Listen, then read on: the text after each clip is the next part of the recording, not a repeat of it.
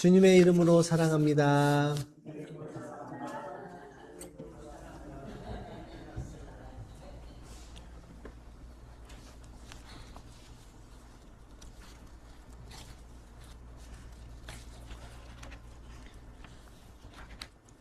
소망 형제 혹시 되고 있나요?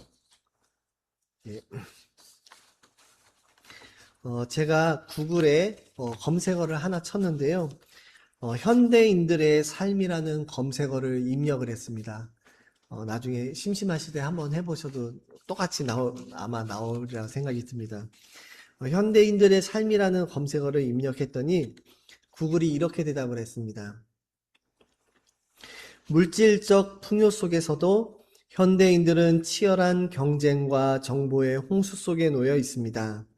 끊임없는 자기 개발과 완벽주의를 추구하는 과정에서 만성 피로와 정신적 공허함을 경험하기 쉬우며 이에 따라 내면의 안정과 진정한 삶의 의미를 찾는 사람들이 늘고 있습니다. 그래서 이제 특성을 4가지를 이제 구글이 대답을 했는데요. 첫 번째로 풍요와 정신적 빈곤의 공존.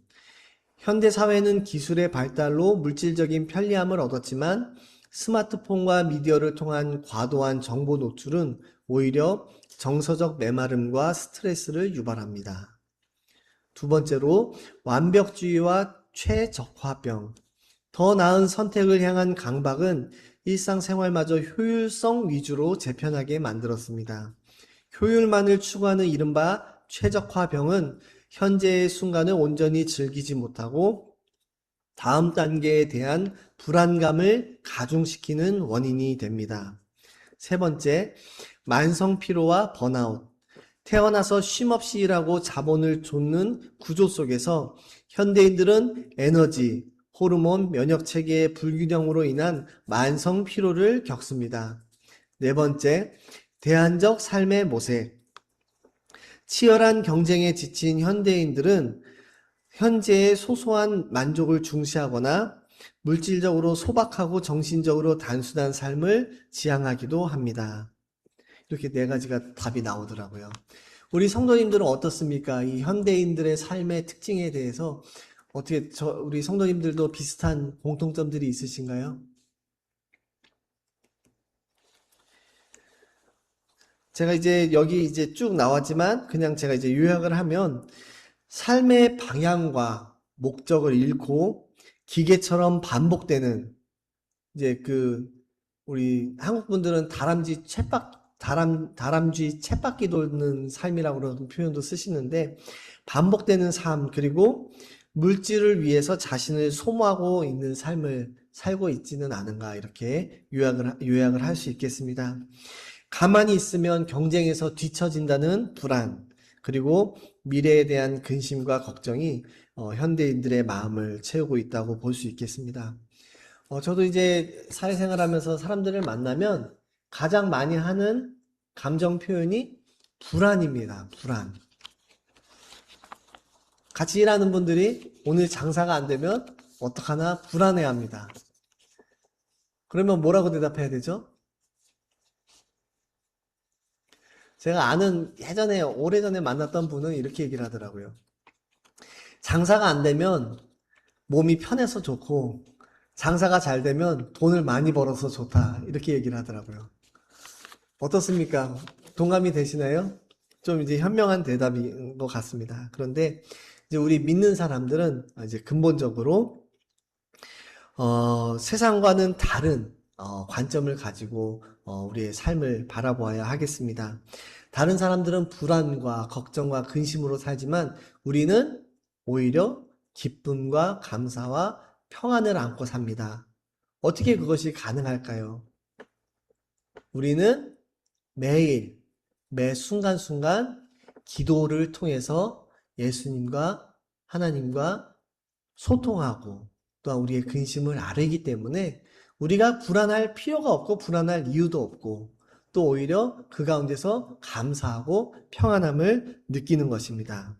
왜냐하면 우리 삶을 주관하시는 인생의 주관자는 하나님이시기 때문입니다. 우리 장로님 기도하신 것처럼 우리 삶의 전문가는 하나님이시기 때문에 우리가 하나님께 다 맡기고 내어놓으면 우리는 그저 하나님께서 주시는 그 평안함 가운데 하나님과 동행을 할 수 있기 때문입니다. 제가 오래전에 운전을 하고 이렇게 길을 가는데 갑자기 화장실이 너무 급했습니다. 그래서 제가 이제 가능하면 집까지 가서 이제 해결을 하려고 이제 참고 참는데 아무래도 안 될 것 같아요. 그래서 어떻게 해야 되나 운전을 하면서 고민을 하다가 큰 대형마트 안내 표지를 봤습니다. 그래서 옳다거니 하고 저기를 들어가서 해결해야 되겠다 싶어서 이제 대형마트 사인을 보고 차를 파킹을 하고 대형마트에 들어갔습니다. 그래서 제가 어떻게 했냐면 이제 그 대형마트 보면 이렇게 위에 뭐가 어디에 있고 이런 게 있으니까 이제 그것을 보고 열심히 화장실을 이제 찾아 이제 돌아다녔습니다. 누가 봐도 화장실 찾는 사람의 그 표정으로 이제 이렇게 마트 안을 이제 찾고 있는데 화장실이 안 보이는 거예요. 아무리 찾아도. 어떻게 해야 될까요? 아무래도 진짜 이제 큰일이 날 것 같은 그런 상황에 놓이니까 저도 모르게 직원을 붙잡고 화장실이 어딨냐고 이렇게 물어봤더니 저쪽에 있는 저 진열대 뒤에 저 길로 가면 화장실이 있다고 이렇게 얘기를 해주더라고요. 그래서 제가 얼른 이제 해결을 했던 그런 기억이 있습니다. 제가 만약에 처음에 매장에 들어가자마자 직원한테 물어봤으면 어떻게 됐을까요? 그냥 너무 편하게 쉽게 찾아가서 문제를 해결했을 텐데 뭐 알지도 못하면서 뭐 알면은 알고 가면 되는데 알지도 못하면서 굳이 내가 찾겠다고 그냥 막 돌아다니다 보니까 시간은 시간대로 가고 마음은 촉박하고 안 되겠다 그제서야 이제 직원을 붙잡고 이제 물어봐서 그렇게 해결을 했었는데요. 어떻게 보면 우리가 인생을 사는 그 모습이 이와 같은 모습이 아닌가 싶습니다.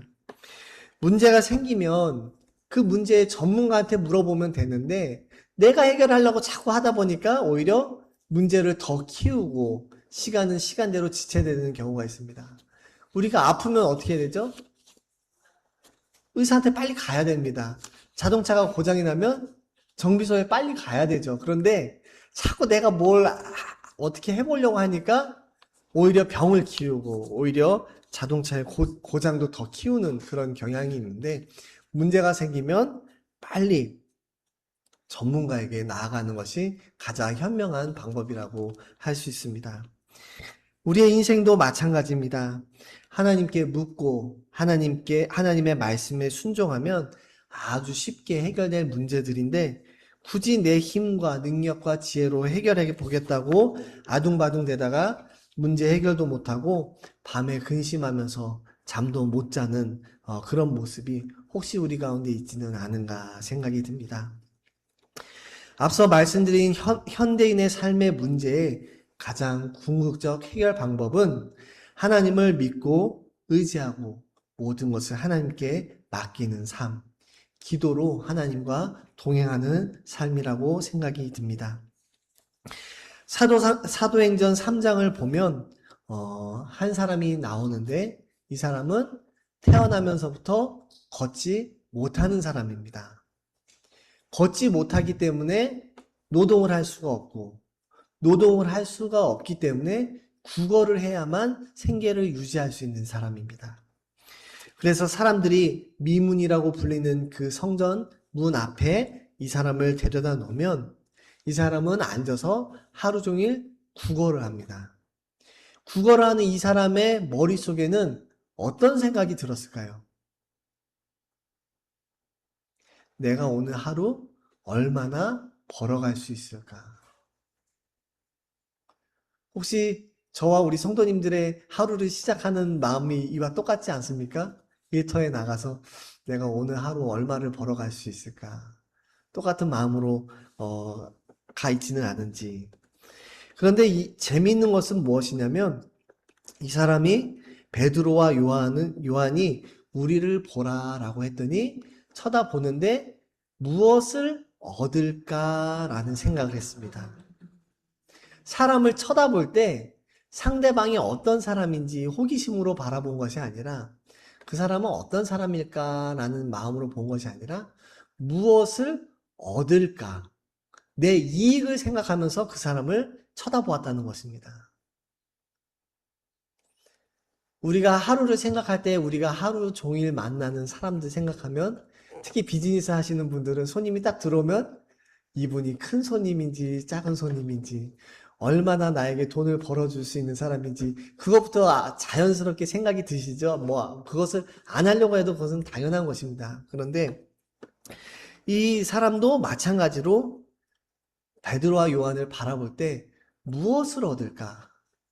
이익을 생각하면서 베드로와 요한을 바라봤다는 것입니다. 이것이 그 사람의 하루를 보내는 루틴이었습니다. 그냥 그것이 그 사람의 삶의 방식이었죠.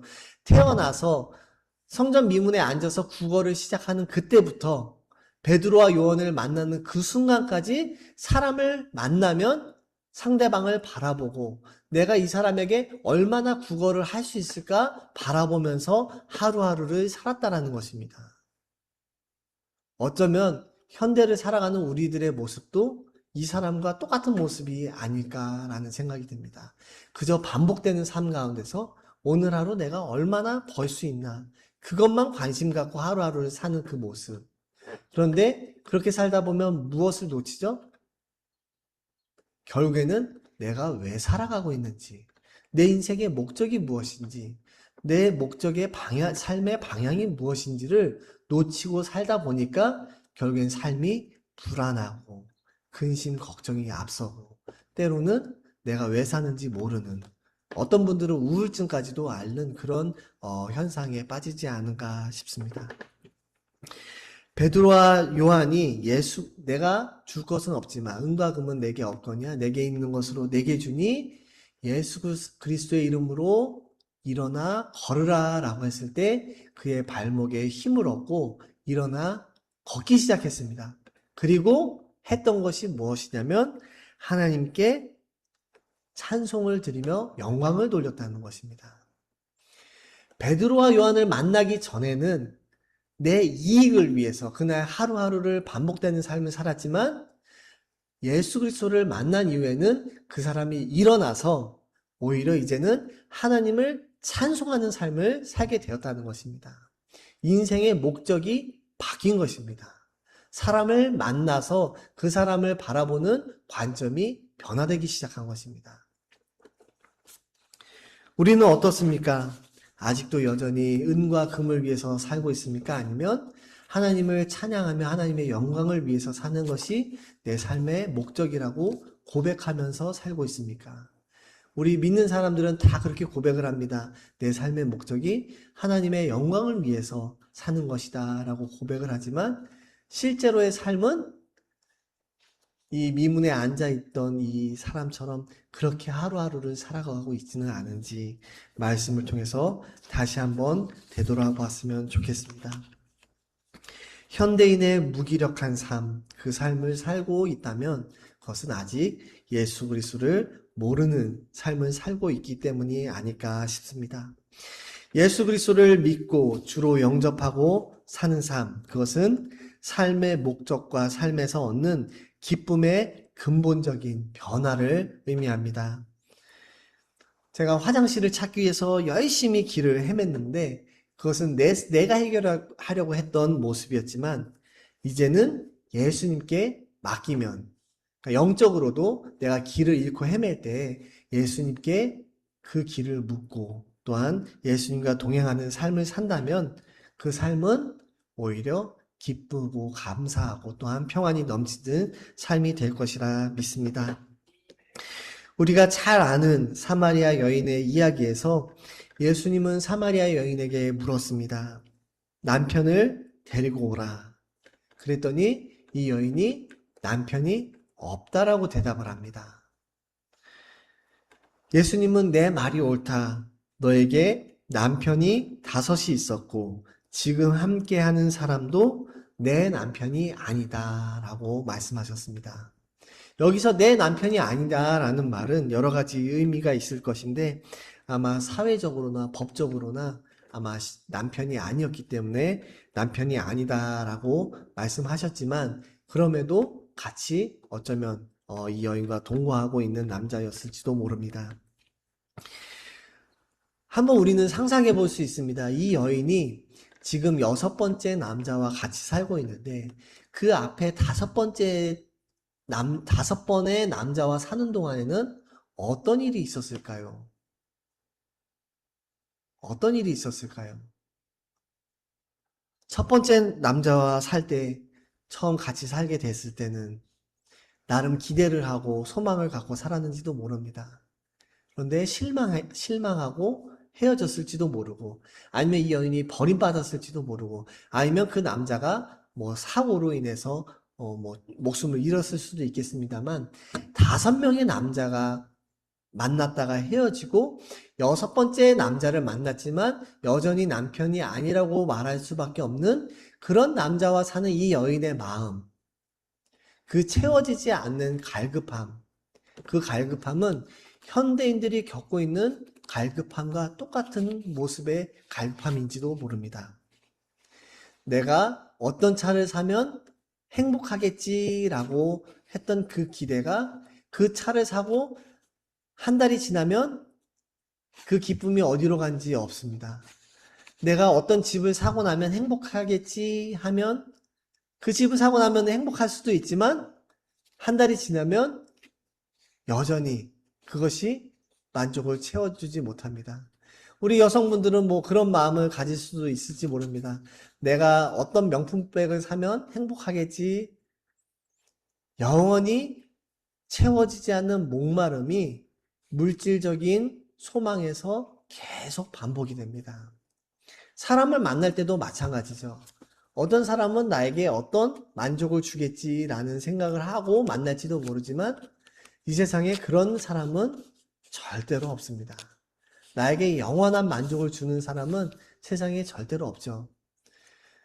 여기 계신 분 중에 배우자를 아직도 사랑의 눈으로 바라보면서 100% 행복하다고 고백하실 수 있는 분 혹시 계시나요? 네, 우리 박사원 선생님 손 들으셨습니다. 예. 아, 손 드는 게 아니세요? 예. 세상에 절대로 사람이나 물질이나 아니면 어떤 타이틀, 세상에서 주는 어떤 타이틀, 명예나 권력도 우리에게 영원한 목마름을 채워주는 것은 없습니다. 그랬기 때문에 예수님은 말씀하셨죠. 내가 나에게 주는 물은 마시고 나서도 또 목마르지만 내가 내게 주는 그 물을 내가 어떤 물인지 알았더라면 오히려 내가 나에게 물을 오히려 달라고 요청했을 것이다 라고 이렇게 예수님이 말씀하셨는데 그것은 바로 우리가 예수님께서 우리의 생명수가 되셔서 영원히 마르지 않는 우리에게 샘물과 같은 기쁨과 감사와 평안함을 우리에게 주시는 분이시기 때문에 우리가 또한 예수님을 믿고 주님과 동행하는 삶을 살 수 있는 것입니다. 또한 예수님이 그런 맥락으로 또한 여인에게 그렇게 말씀하셨을 것입니다. 세상에서 얻을 수 있는 것은 순간순간 일시적인 것들 뿐이지만 하나님께서 우리에게 주시는 영원한 생명과 또한 감사와 평안은 영원한 것입니다. 그렇기 때문에 오늘 말씀을 우리가 더욱더 쉽게 이해할 수 있지 않을까 싶습니다. 예수님은 말씀하셨습니다. 수고하고 무거운 짐진 자들아 다 내게로 오라. 내가 너를 쉬게 하리라. 이렇게 말씀하셨습니다. 특별히 수고라는 말의 원어는 호이 코피온테스라는 말에서 온 말인데 이것은 스스로 많은 일들을 찾아 계속해서 피곤에 지친 자들을 뜻합니다. 무슨 말이냐면 내가 성공을 위해서, 내가 물질의 성공을 위해서, 아니면 내가 어떤 학위를 받기 위해서 내가 스스로 노력하고 하는 그 노력을 통해서 얻어지는 그 수고, 또한 그 힘듦, 그것을 뜻한다고 말할 수 있습니다. 또한 무거운 짐진자 할 때 이 무거운 짐진자라는 말은 페포르티스메노이라는 말에서 온 것인데 타인에 의해서 내 뜻이 아니라 다른 사람에 의해서 무거운 짐을 진 채 계속해서 지쳐있는 자들을 뜻합니다. 그러니까 이제 수고하고에서 수고하고는 내가 스스로 열심으로 살아서 지쳐있는 상태를 말하고 무거운 짐진자 할 때 이 무거운 짐진자는 타인에 의해서 내가 무거운 짐을 지고 지치게 되는 것을 뜻합니다.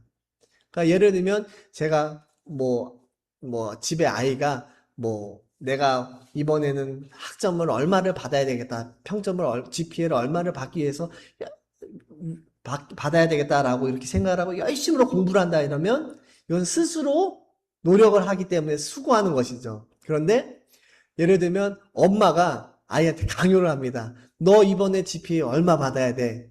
그래서 이 아이가 엄마를 기쁘게 해주기 위해서 열심히 공부를 합니다. 그러면 이거는 무거운 짐진자라고 할 수 있죠. 제가 열심으로 일을 합니다.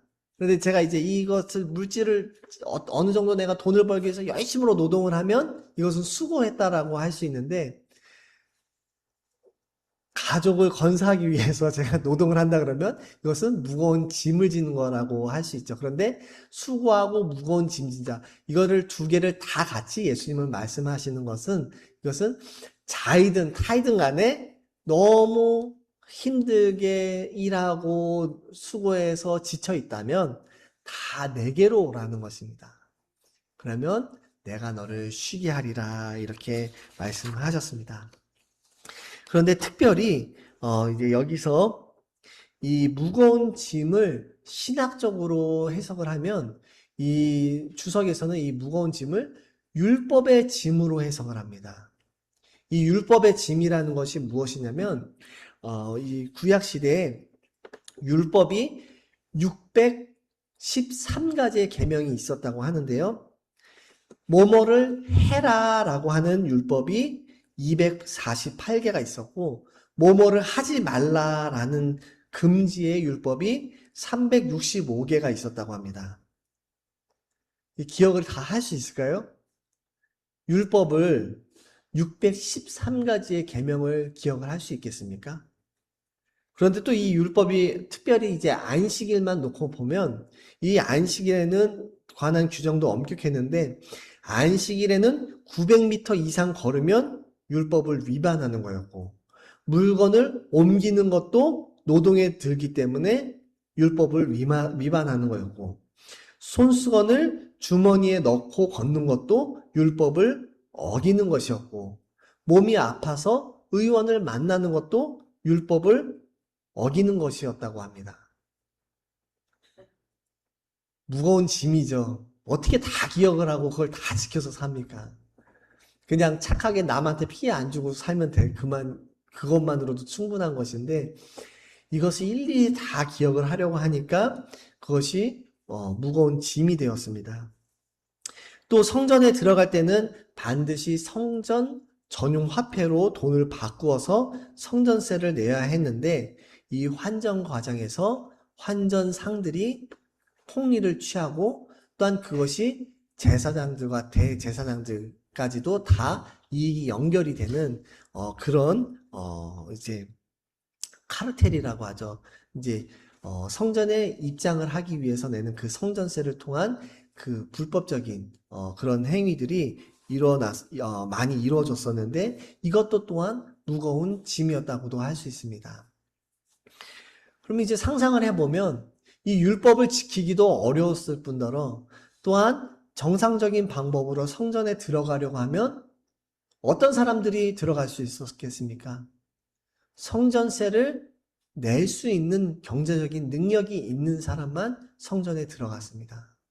그러면 내가 하나님의 은혜를 받고 죄사함을 받고 싶은데 성전세를 낼 능력이 안 되면 사실 성전세는 이거밖에 안 되는데 환전하는 과정 가운데 금액이 이 정도까지 불어났습니다. 이거 낼 능력은 있지만 이만큼은 못 내는 사람들은 성전에 입장조차 하지 못했던 것입니다. 얼마나 불합리하고 부조리한 일입니까? 그런데 예수님이 말씀하시는 것입니다. 무거운 짐에 너무 허덕이지 말고 다 내게로 오라. 하나님 만나고 싶으면 하나님 은혜를 체험하고 싶으면 죄사함 받고 싶으면 다 내게로 오라 라고 하는 신학적인 의미도 이 말씀 가운데 함축되어 있는 것입니다. 그러니까 구약시대에 경제적인 능력이 없어서 성전에 들어가지 못했던 사람들도 이제는 누구나 예수 그리스도를 통해서 예수 그리스도의 이름으로 예수 그리스도의 십자가의 보혈의 구속의 사랑으로 다 구원을 받을 수 있는 것입니다. 근데 저는 이걸 읽으면서 한 가지 더 생각이 들었던 것이 무엇이냐면, 그러면 우리 교회는 어떤가? 우리 교회는 어떻습니까?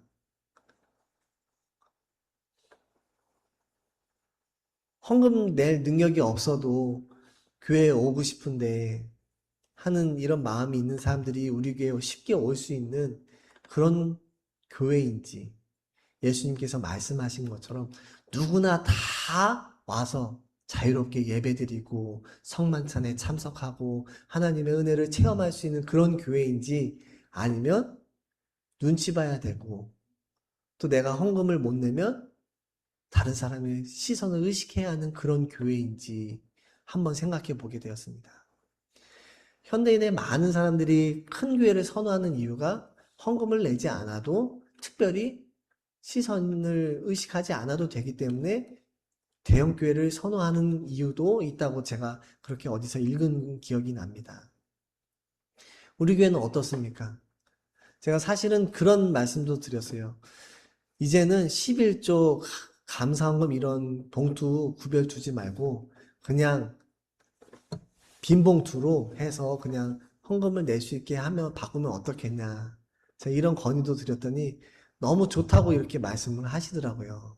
그런데 이제 여기서 더 나가면 아마 우리 재정부원들이 저를 별로 좋아하지 않을 것 같습니다.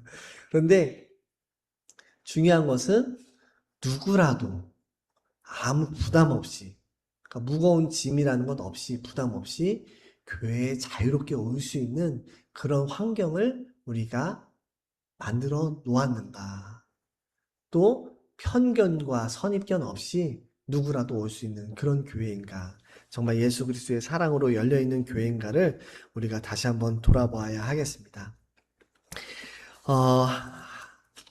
예수님께서는 그 사역 가운데 친히 가난한 사람, 소외된 사람, 병든 사람, 연약한 사람, 어린아이, 여자들, 사마리아 여인, 이방 여인까지도 직접 찾아가셔서 그들의 친구가 되시고 그들을 위로해 주시고 그들의 병을 고쳐주셨습니다.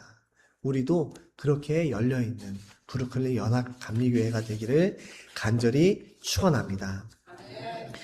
예수님은 또 말씀하셨습니다. 나의 멍에를 메고 내게 배우라. 이 나의 멍에를 메고 내게 배우라 라는 말은 관용어라고 합니다. 관용어. 어떤 관용어냐면, 예를 들면 제가 우리 소망이 형제를 제 제자로 삼고 싶어요. 정말 저의 아주 이제 제 것을 다 전수를 해서 아주 좋은 제자로 이렇게 키우고 싶습니다. 그러면 그럴 때 이렇게 표현을 할 수 있습니다. 나의 멍에를 메고 내게 배우라. 그러니까 한마디로 말하면 제자를 삼는다는 얘기입니다. 너 내 제자가 되라 할 때 이 표현을 썼다라고 합니다. 관용어로요. 그러니까 이제 예수님께서 내게 배우고 나의 멍에를 지고 내게 배우라 이렇게 얘기를 하는 것은 내 제자가 되라라는 말을 그 당시에 쓰던 표현을 하신 것입니다. 그러니까 수고하고 무거운 짐진 자, 삶의 모든 그런 근심과 걱정을 가지고 있는 사람들이 다 예수님에게 나아오라고 예수님은 부르고 계신 것입니다. 그리고 나의 멍에를 메라 이렇게 말씀하시는데, 예수님의 멍에를 메려면 어떻게 되죠? 이 멍에가 어떻게 생겼냐면 이렇게 나무로 생겨서 이제 그림 잠깐 보여주시겠어요? 제가 예전에 한번 말씀드린 적이 있는데, 결이 그러면 소가 몇 마리라고 그랬죠? 2마리입니다. 2마리 소가 같이 끌기 때문에 한결이 그러면 소 2마리를 뜻하는 표현입니다.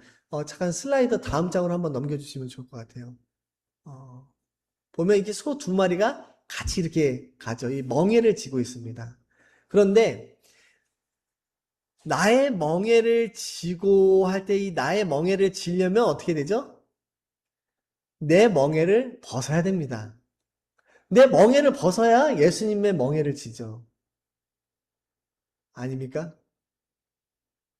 우리 성도님들 그 복음성가에 그런 게 있습니다. 내가 주인 삼은 모든 것 내려놓고 내가 우선했던 것, 내가 주인으로 삼았던 것 다 그 멍에들을 내려놓고 이제는 예수님의 멍에를 지고 예수님과 함께 동행하는 것입니다. 같이 가는 것이죠. 그러면 예수님이 말씀하세요. 내 멍에는 가볍다. 왜 가볍죠? 두 마리가 같이 가는데 한 마리가 다 끌고 가면 어떻게 돼요? 다른 한 마리는 너무 수월하게 끌고 가겠죠. 우리 삶을 인생을 살아갈 때 내 멍에를 내려놓고 예수님의 멍에를 함께 지고 가면 어떻습니까? 예수님이 끌고 가시면 우리는 그냥 거들기만 하면 앞으로 나아가게 되는 것입니다. 혹시 지금 이 순간에도 큰 멍에를 지고 계시는 분이 계십니까? 수고하고 무거운 짐처럼 인생 가운데 근심, 걱정, 또 불안해서 잠이 안 오고 아침에 눈을 뜨면 그 불안함 때문에 하루를 시작해야 하는 분이 계시다면 그 멍에를 예수님 앞에서 내려놓으시기를 간절히 축원합니다. 그 멍에를 놓고 뭘 해야 된다고요? 예수님의 멍에를 같이 지고 예수님의 제자가 되어서 예수님이 가시는 길에 같이 따라가다 보면 내 삶 가운데 내 가는 길이 예수님의 길이 되고 또한 예수님께서 가시는 그 길이 내 길이 되고 그러면 내가 예수님과 영원히 동행하는 삶을 살게 되는 것입니다. 수고하고 무거운 짐진 모든 분들은 멍에를 내려놓고 예수님의 멍에를 지고 예수님과 동행한다면 영원토록 마음 가운데 하나님께서 주시는 그 기쁨과 감사와 평안이 샘솟는 물처럼 영원히 채워지라고 믿습니다. 이 시간 말씀 끝나고 다 내려놓으시길 바랍니다.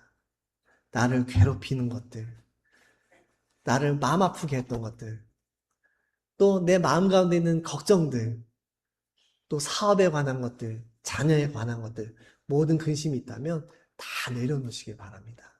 예수님은 말씀하셨습니다.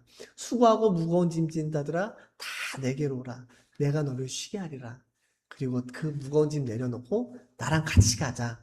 나랑 같이 가면 내가 다 좋은 길로 인도해 주겠다고 부르고 계십니다. 그 부르심에 응답할 수 있는 저와 여러분들이 되시기를 간절히 축원합니다. 기도하시겠습니다. 고마우신 하나님, 주님의 은혜에 감사를 드립니다. 우리가 어떤 사람들이건 간에 아무런 차별 없이 우리를 주님의 자녀 삼아 주시고 또한 이제는 우리의 모든 무거운 짐들을 다 내려놓으라고 말씀하십니다.